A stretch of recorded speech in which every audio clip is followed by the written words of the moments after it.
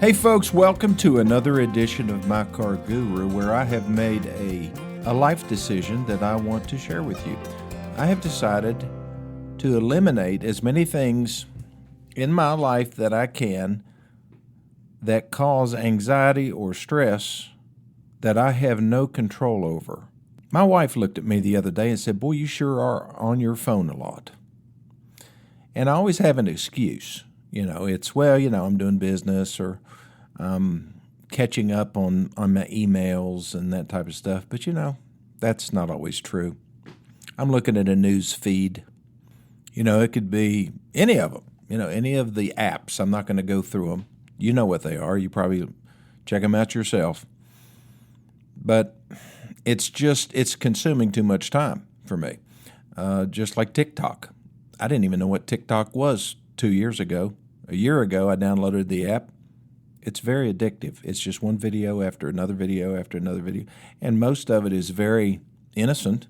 Most of what gets served up to me have to do with business, cars, politics, Charlie Kirk. And some of it just creates this anxiety that I have no outlet for. And more importantly than that, no need for.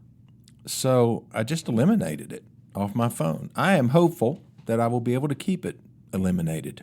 Because not only does it rob time, it robs you or robs me of the focus that I need to have on more important things, like my faith, my family, my friends, my business, my audience, for My Car Guru. There are plenty of wholesome things that I can expose my aging mind to. And I'm just not going to hold my brain hostage anymore by loading it down with problems that I can't solve. So what am I going to retain? Well, I'm going to keep Facebook because Facebook is important for My Car Guru, for the My Car Guru group. It also is a place where I offer automotive advice.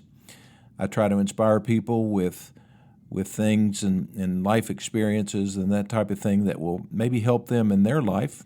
I try to witness to my faith and hopefully provide uplifting things. If somebody tries to attack me or I see them going aggressively political on things, I'm just going to block them because I don't need that. And I don't know what they think that does. Who are they influencing anyway? They're probably preaching to the choir, to their own agreeable choir, that is. I'm a true believer that our thought life controls not only our mental health, but our physical health as well. So I don't need it. Blocking it, eliminating it, and maybe you should too. All right, I'll take my first break. I'll be back here in just 1 minute.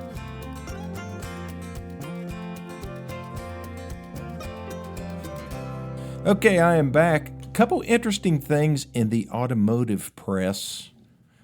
No, I can't cut myself off of that. That's something I have to pay attention to stay informed about my business.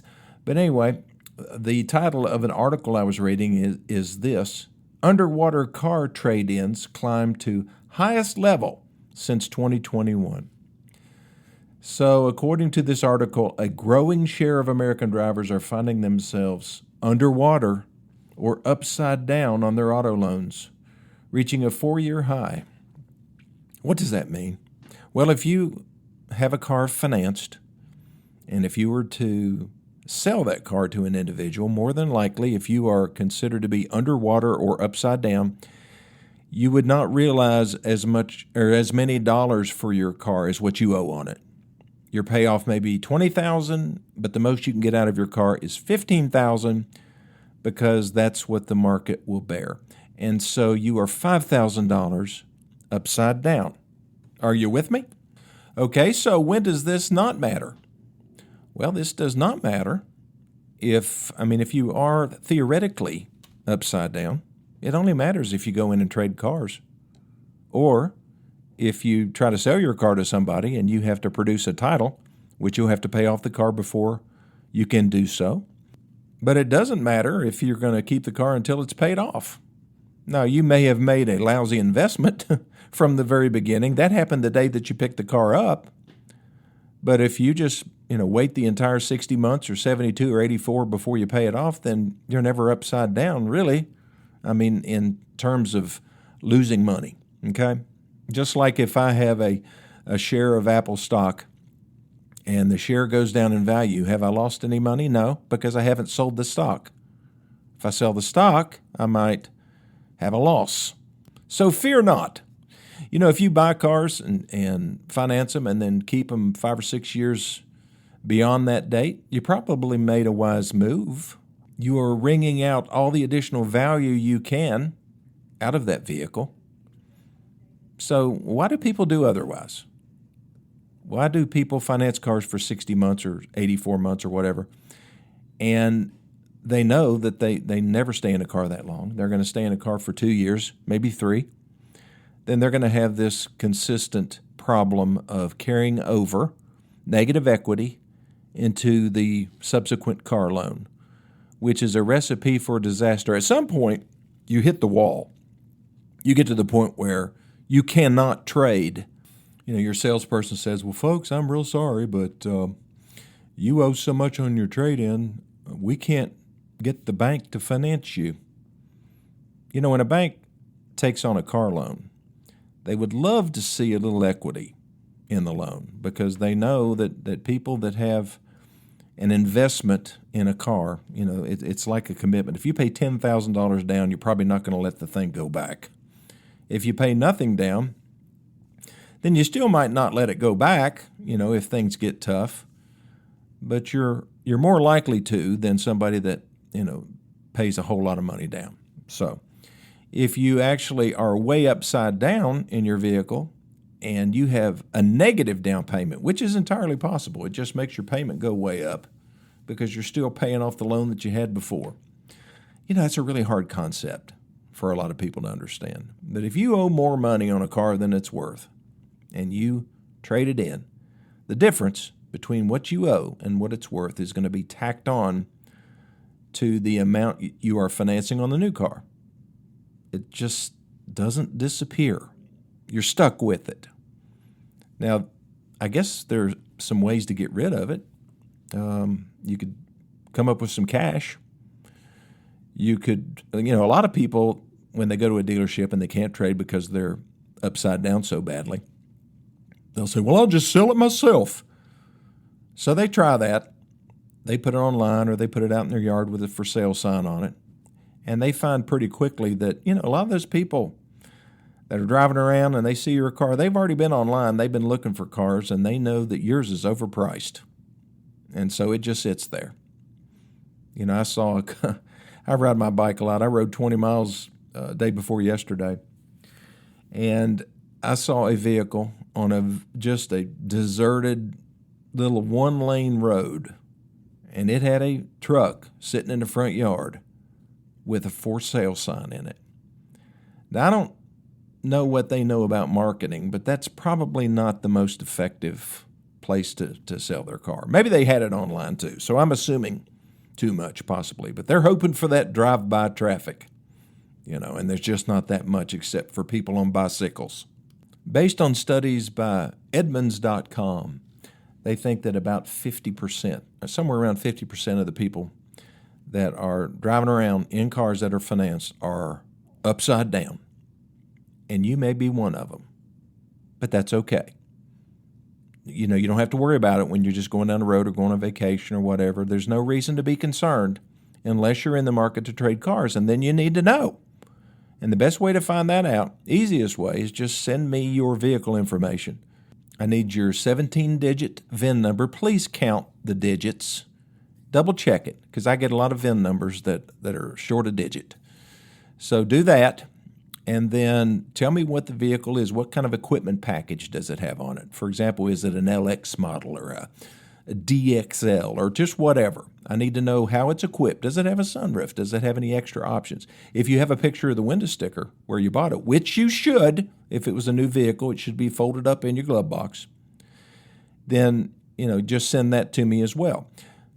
Sending pictures helps, but I need to know, like, the condition of the tires. Are the tires half worn out? When did you put them on? Have you spent any money on the vehicle?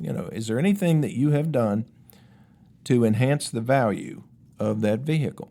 So, maybe an accessory. Maybe you put a winch on it. Unlikely, but it's possible. So, and the overall condition. And sometimes it involves a phone call, so we get to chat.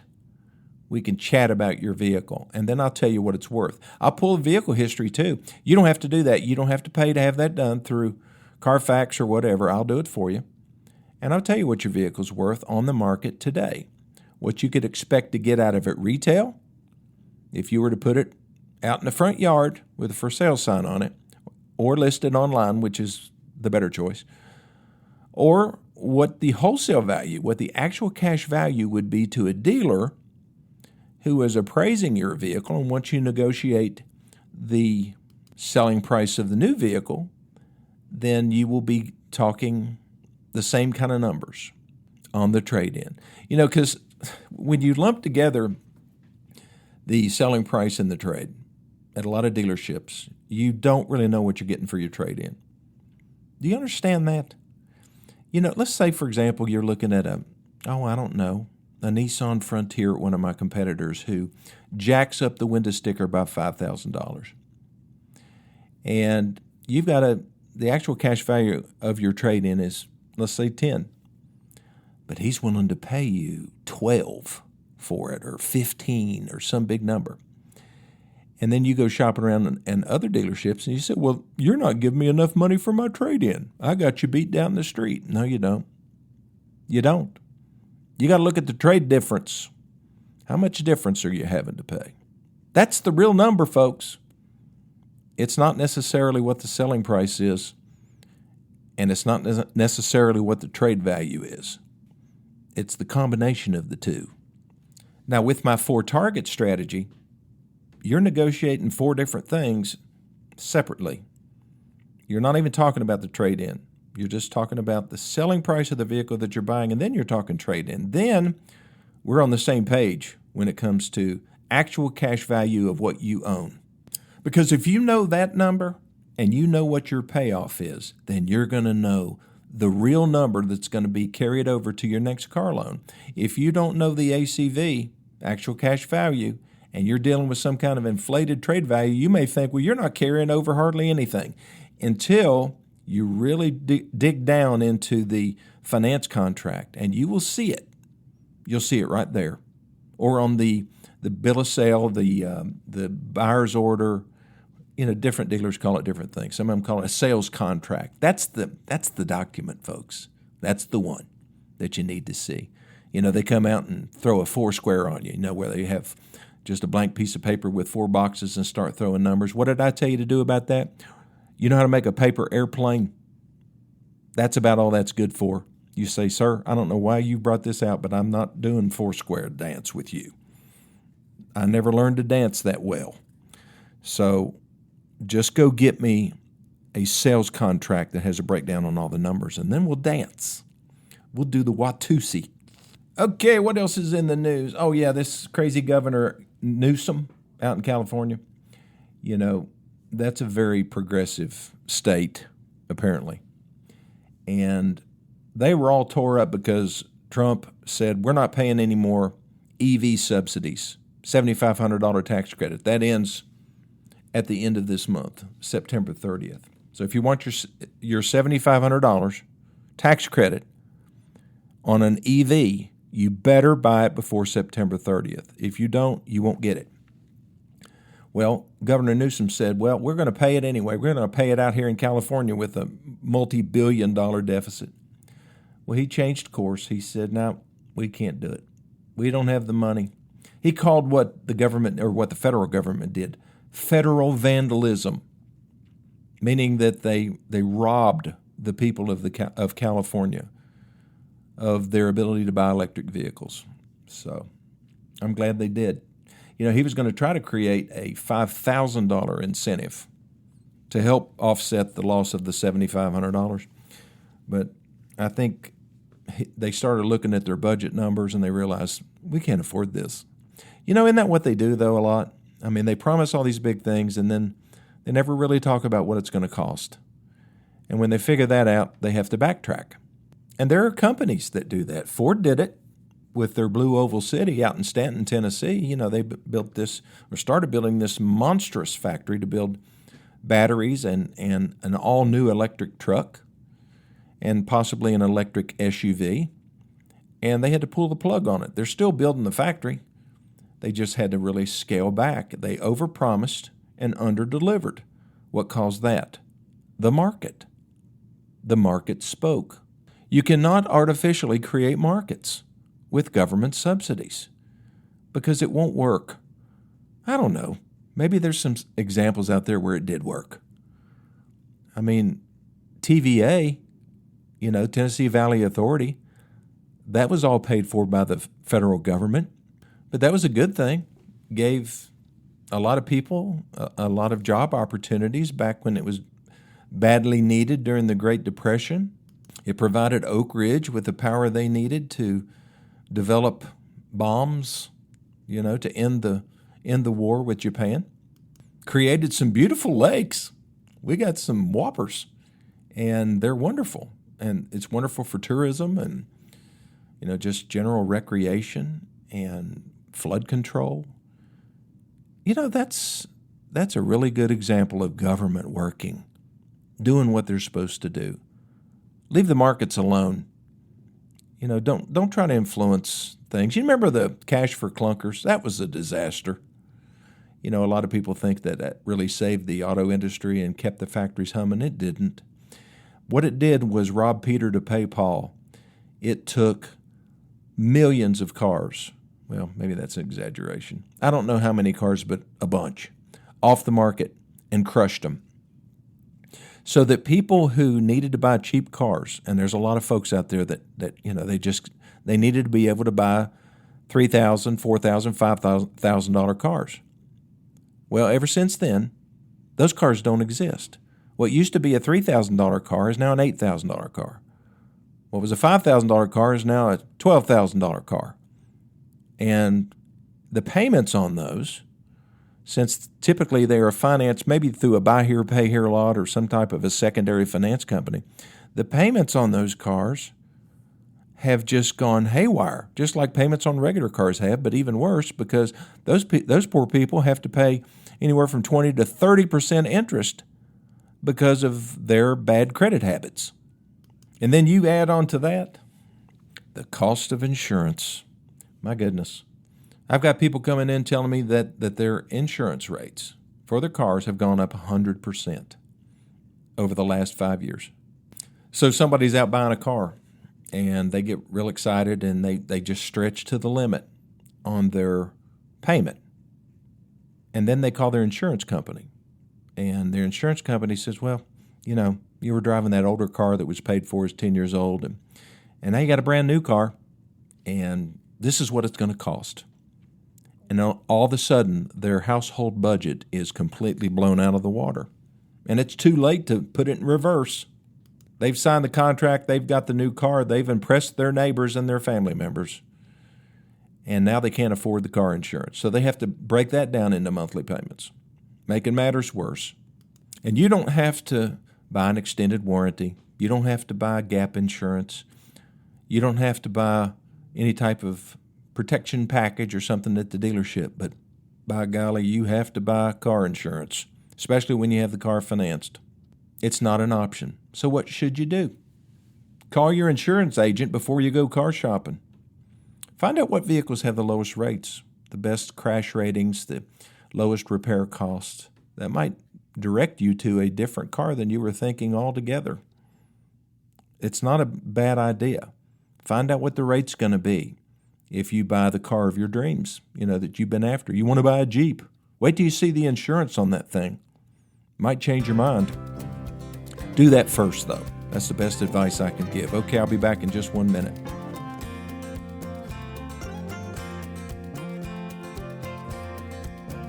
Okay, I am back. I shipped out 4 copies of the My Car Guru guidebook. I had to print them out for those people who, don't have email and don't use a cell phone. They have a flip phone, but they don't have a smartphone, so I can't send them a PDF version electronically.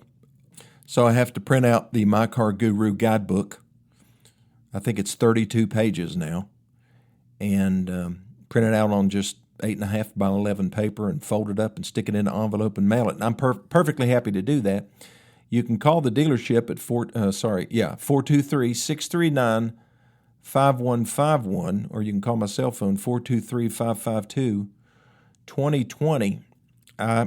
This morning I had 3 messages on my desk from people who had called the dealership and asked for the Guru Guidebook. Why do you need it? Well, you don't. You want it. You want to save money, don't you? Buying, selling, trading cars, getting them fixed, getting auto body repairs done, how to tell if a car's been wrecked. These are things you need to know.